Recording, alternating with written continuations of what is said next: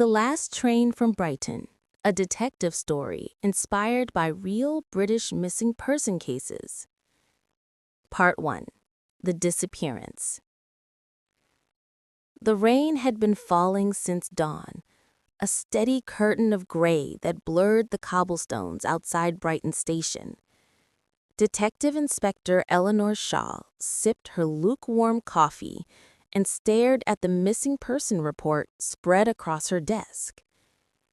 Clara Reynolds, age 27, last seen 23:47, Brighton Station, Platform 4. Clara had boarded the last train to London on Friday night, the 10:52 to Victoria. CCTV captured her on the platform, long navy coat, Kansas bag slung across her shoulder, headphones in, and then nothing. She never arrived in London. No witnesses recalled seeing her get off the train, no trace since.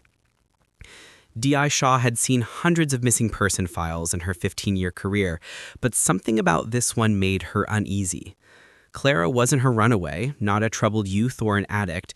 She was a civil engineer for the council, engaged, steady life, no debts, no enemies. Her fiancé, Daniel Hughes, had called police when she failed to return calls by Saturday morning. By Sunday, her parents had driven down from Leeds. Now it was Monday, 48 hours since she'd vanished. Shaw flipped through the thin file again. She felt the hollow ache of absence that always hovered at the start of a case.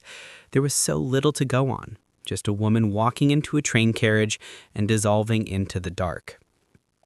The first lead came from CCTV at Preston Park, the first stop after Brighton.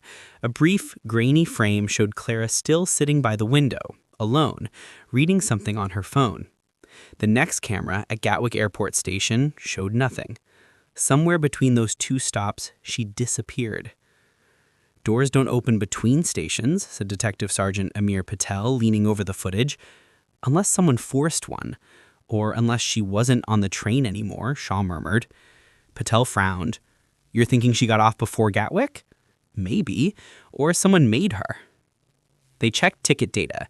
Clara had tapped in at Brighton but never tapped out in London. Her bank cards hadn't been used since that night. Her phone went dark at 23:09, 1 minute after the train left Preston Park. By Tuesday morning, Shaw and Patel were at Southern Rail's maintenance depot near Crawley, walking the length of the carriages from that night's service. Each car smelled faintly of oil and damp upholstery. Nothing seemed out of place until Patel crouched beneath a seat and pulled out a folded scarf, soaked and stiff with rain. Shaw slipped on gloves. "That's hers," she said. The fiancé had mentioned a blue and white wool scarf, hand-knitted by her mother. It was a small thing, but it told Shaw one thing clearly. Clara hadn't made it off the train safely. At Clara's flat near Hove Seafront, her cat wandered listlessly among the furniture. Daniel, the fiancé, sat on the sofa, eyes red, clutching a mug he didn't drink from. Shaw questioned him gently. He was tired lately, long hours, but she was excited too. She just finished a report that could expose some corruption in a council contract. She joked that she was making enemies. "Enemies?" Shaw pressed. "Not real ones," he said quickly. "It was about a contractor falsifying safety data for a bridge project in Croydon. She said she'd hand her findings to the oversight board next week."